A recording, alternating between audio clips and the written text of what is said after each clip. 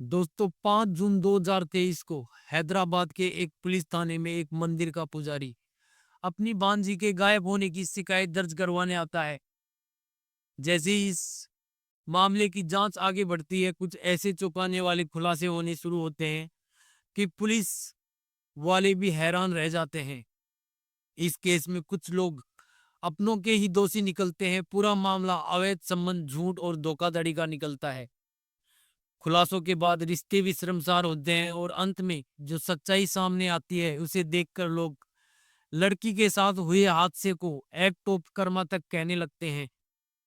तो आखिर क्या है इस कुरंगी अप्सरा मर्डर केस की पूरी कहानी? लड़की के साथ क्या हुआ था और उसने ऐसा क्या किया कि लोग उसकी मौत को कर्मा का फल कहने लगे? चलिए आपको इस केस की पूरी कहानी डिटेल में बताता हूँ। सबसे पहले आप चैनल को सब्सक्राइब कर लीजिए और बेल आइकन जरूर दबा दीजिए। अब बात करते हैं केस की। ये मामला पहली बार पुलिस के सामने तब आता है जब हैदराबाद के Rajiv Gandhi international airport police station में एक शख्स दाखिल होता है। उसने सफेद कपड़े पहने हैं, माथे पर तिलक लगाया हुआ है। वो पुलिस को अपना नाम अयागरी साई कृष्णा बताता है और उसकी उम्र लगभग 36 साल होती है। वो कहता है कि 2 दिन पहले यानी 3 जून की रात को उसने अपनी 30 साल की भांजी को, जिसका नाम पुरंगी अप्सरा होता है, उसे शमशाबाद इलाके में अपनी कार से ड्रॉप किया था। अप्सरा को अपने दोस्तों से मिलने भद्राचलन जाना था। उसने अप्सरा को वहां छोड़कर अपने घर चला आता है, लेकिन थोड़ी देर बाद जब उसने अप्सरा के मोबाइल पर कॉल किया तो फोन स्विच ऑफ आ रहा था। उसने कई बार कोशिश की, लेकिन फोन जो है लगातार स्विच ऑफ बता रहा था। अप्सरा के दोस्तों से भी पूछताछ की, पर उन्हें कुछ भी पता नहीं था। अयागरी खुद को हैदराबाद के एक सरूर नगर इलाके का एक मंदिर का पुजारी बताता है। चूंकि मामला एक लड़की के गायब होने का था, पुलिस तुरंत हरकत में आती है और जांच शुरू कर देती है। अयागरी ने पुलिस को बताया कि आखिरी बार अप्सरा उसी के साथ कार में बाहर गई थी। तो पुलिस सबसे पहले अप्सरा की मां से मिलती है और पूछती है कि क्या वाकई अप्सरा आखिरी बार अयागरी के साथ गई थी। अप्सरा की मां इस बात की पुष्टि करती है। अयागरी ने यह भी बताया कि उसने 3 जून की रात को अप्सरा को शमशाबाद में एक जगह ड्रॉप किया जहां से वो भद्राचलन जाने वाली थी। पुलिस उस पिकअप और ड्रॉप लोकेशन को मार्क करते हैं और रास्ते के सारे जो सीसीटीवी फुटेज होते हैं उन्हें खंगालने का फैसला करती है। अयागरी ने जो पिकअप और ड्रॉप लोकेशन बताई थी, उनके बीच की दूरी लगभग 21 किलोमीटर थी।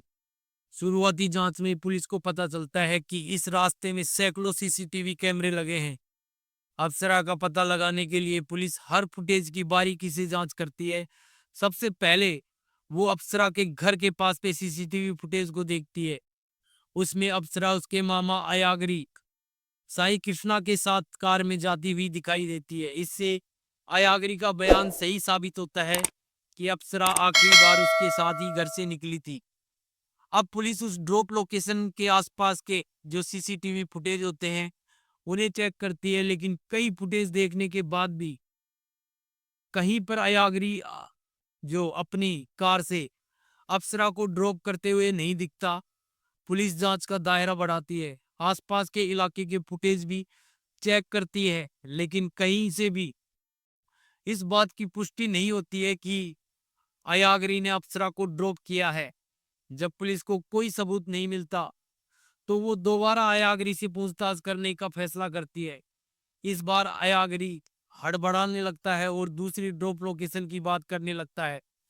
मतलब वो अपना जो बयान बदलने लगता है। इससे पुलिस को उस पर शक होता है। पुलिस अब उससे गहराई से पूछताछ शुरू करती है।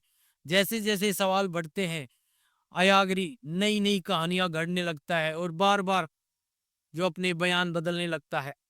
लेकिन पुलिस के सख्त रवैये के सामने वो टिक नहीं पाता और आखिरकार सारी सच्चाई उगल देता है। पुलिस के सामने अयागरी का खुलासा सुनकर सब दंग रह जाते हैं। वो बताता है कि उसने अप्सरा को कहीं ड्रॉप नहीं किया था, बल्कि उसकी हत्या कर दी थी।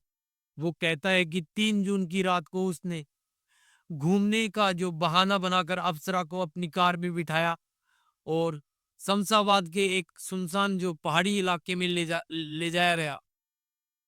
वहां किसी बात पर उनकी आपस में बहस शुरू हो जाती है और बहस इतनी बढ़ जाती है कि अयागरी ने एक बड़ा पत्थर उठाकर अप्सरा के चेहरे पर जोर से मार दिया। एक बार नहीं बल्कि उसे बार बार पत्थर से वार करके उसने अप्सरा को बड़ी ही बेरहमी के साथ मार डाला। अप्सरा की हत्या के बाद अयागरी को लाश ठिकाने लगानी की जो काफी चिंता सताने लगती है। वो लाश को जो प्लास्टिक में लपेटता है और अपनी कार की डिग्गी में रखता है और ऐसी जगह ढूंढने लगता है जहां लाश को जला सके। वो एक और सुनसान जगह पर पहुंचता है, लेकिन उसे लाश जलाने लायक लकड़ी नहीं मिलती। साथ ही उसे पकड़े जाने का डर भी सताने लगता है। इसलिए वो लाश को जलाने का प्लान छोड़ देता है और दूसरा तरीका सोचता है। वो लाश को कार की डिग्गी में ही रखकर कुछ देर अपने घर की पार्किंग में जो गाड़ी को खड़ा कर देता है। फिर मौका पाकर उसे मंदिर के पीछे चला जाता है जहां वो पुजारी का काम किया करता था। मंदिर के पीछे मंडल रेवेन्यू जो ऑफिसर का दफ्तर था और वहां एक बड़ा मनहोल था। जब चारों तरफ सन्नाटा हो जाता है, अयागरी अपनी कार को मनहोल के पास ले जाता है और अप्सरा की लाश को उससे उसमें डालकर ढक्कन बंद कर देता है। कोई लाश तक न पहुंचे इसलिए अयागरी उस मनहोल के ऊपर 2 ट्रक मिट्टी डलवा देता है। लेकिन अगले ही दिन उसे मनहोल से थोड़ी जो बदबू आने लगती है, बदबू की शिकायत होती है। वो फिर मिट्टी हटाकर मनहोल के ऊपर सीमेंट का प्लास्टर चढ़वा देता है और फिर मिट्टी से ढक देता है। उसे लगता है कि अब वो पकड़ा नहीं जाएगा। लेकिन एक दिक्कत थी। उसकी बहन यानी अप्सरा की माँ जानती थी कि अप्सरा आखिरी बार अयागरी के साथ ही गई थी। वो पुलिस में शिकायत कर कर सकती है। इसलिए अयागरी खुद ही पुलिस के पास जाकर जो अप्सरा के गायब होने की शिकायत दर्ज करवाता है ताकि किसी को शक ना हो। लेकिन उसकी ये जो चालाकी काम नहीं आती और पुलिस उसका झूठ पकड़ लेती है। अब पुलिस हत्या के मकसद का जो पता लगाने की कोशिश करती है। जब अयागरी से हत्या का कारण पूछा जाता है तो वो और भी जो चौंकाने वाले खुलासे करता है। वो बताता है कि वो और अप्सरा काफी समय से रिलेशनशिप में थे। दोनों एक दूसरे से बहुत प्यार करने लगे थे और बेहद ही करीब आ गए थे। एक दिन उसे पता चलता है कि जो अप्सरा है वो प्रेग्नेंट है। ये बात सामने आने पर अप्सरा उस पर शादी का दबाव डालने लगती है।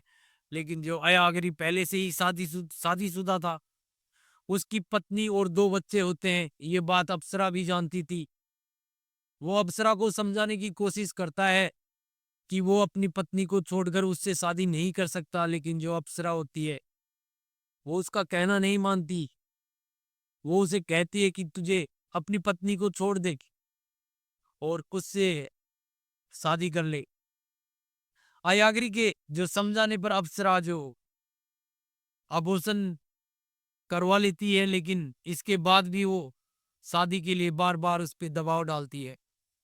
इसी से तंग आकर अयागरी ने हत्या का जो खौफनाक प्लान बनाया और 3 जून की रात को वो अप्सरा को लॉन्ग ड्राइव के बहाने घर से ले जाता है। एक पहाड़ी पर ले जाकर फिर से उसे समझाने की कोशिश करता है, लेकिन अप्सरा नहीं मानती। जब वो किसी भी तरह तैयार नहीं होती तो जो अयागरी होता है एक बड़ा सा पत्थर उठाकर उसके चेहरे पर मारता है और तब तक मारता है जब तक उसे यकीन नहीं हो जाता कि अप्सरा अब मर चुकी है। इस खुलासे के बाद पुलिस अयागरी को गिरफ्तार करती है और जेल भेज देती है। जांच में उसकी इंटरनेट की जो सर्च हिस्ट्री भी चेक की जाती है, जिसमें पता चलता है कि उसने हत्या से पहले काफी कुछ चीजें सर्च की थी। How to kill human being. कुछ दिनों की पूछताछ के बाद पुलिस इस पूरे मामले का जो खुलासा करती है। माँ बाप मामा भांजी के अवैध रिश्ते और जो हत्या की खबरें सुर्खियां बनने लगती हैं। आसपास के राज्यों के अखबार भी इसे कवर करते हैं। जब ये खबर तमिलनाडु पहुंचती है तो अप्सरा से जुड़ा हुआ एक और जो हैरान करने वाला खुलासा होता है। तमिलनाडु में रहने वाली धनलक्ष्मी नाम की एक महिला मीडिया के सामने बताती है कि जो अप्सरा उसकी बहू थी और उसी की वजह से उसके बेटे ने आत्महत्या कर ली थी। पुलिस की जांच में पता चलता है कि कुछ साल पहले अप्सरा की शादी कोयम्बटूर के जो एक सॉफ्टवेयर इंजीनियर के साथ, जिसका नाम कार्तिक राजा होता है, शादी हुई थी। कार्तिक एक बड़ी कंपनी में काम करता था और अच्छा खासा पैसा कमाता था। कार्तिक की मां के मुताबिक शादी के बाद जो अप्सरा की मां होती है अरुण, वो भी उसके साथ रहने के लिए वहां आ जाती है और फिर माँ बेटी मिलकर कार्तिक के पैसों पर वहीं ऐश करना शुरू कर देती हैं। वो 5 स्टार होटलों में रोज उनका खाना खाने जाना और रोज शॉपिंग के लिए दबाव बनाना, महंगी महंगी ज्वेलरी खरीदना।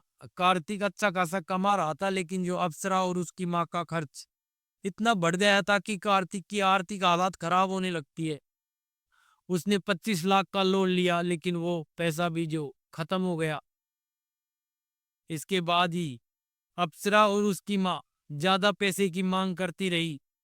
जब कार्तिक ने पैसे देने से मना किया तो अप्सरा ने अपनी माँ के कहने पर कार्तिक पर दहेज उत्पीड़न का जो फर्जी केस डाल दिया। पुलिस ने कार्तिक को गिरफ्तार कर जेल भेज दिया। 15 दिन बाद बेल पर छूटने के बाद कार्तिक को समाज में जो ताने सुनने को मिले, इन सभी से शर्मिंदा होते हुए उसने आत्महत्या कर ली। कार्तिक की मौत की खबर मिलते ही अप्सरा और उसकी माँ ज्वेलरी और जो पैसे थे उन्हें उन्हें रातों रात लेकर हैदराबाद से तुरंत फरार हो गई। किसी से संपर्क न हो इसलिए उन्होंने अपने जो पुराने सिम कार्ड बंद कर दिए, नंबर बंद कर लिए। हैदराबाद में ही अप्सरा और जो अयागरी की नजदीकियां बढ़ी थी, जो आखिरकार अप्सरा की मौत तक पहुंच जाती हैं। जब अप्सरा और उसकी मां द्वारा फर्जी केस दर्ज करवाने और एक मासूम लड़के की जान जाने की बात जब सबके सामने आती है, तो लोग अप्सरा की मौत को एक्ट ऑफ कर्मा कहने लगते हैं। अब केस की जो मौजूदा स्थिति है कि अप्सरा की हत्या करने वाला अयागिरी साई कृष्णा जेल में बंद है और मामला कोर्ट में चल रहा है। उसे क्या सजा मिलेगी ये तो वक्त ही बताएगा। तो दोस्तों, इस पूरी कहानी को जानने के बाद आप क्या कहना चाहेंगे, कमेंट बॉक्स में अपनी राय जरूर रखें। अगर आपको मेरी मेहनत पसंद आई हो तो इस वीडियो को एक लाइक कर शेयर कर दीजिएगा। अगर आपने अभी तक मेरे चैनल को सब्सक्राइब नहीं किया तो चैनल को सब्सक्राइब कर बेल आइकन जरूर दबाइएगा, ताकि मेरी हर आने वाली ऐसी ही सच्ची घटनाएं आप तक पहुंच सके। धन्यवाद।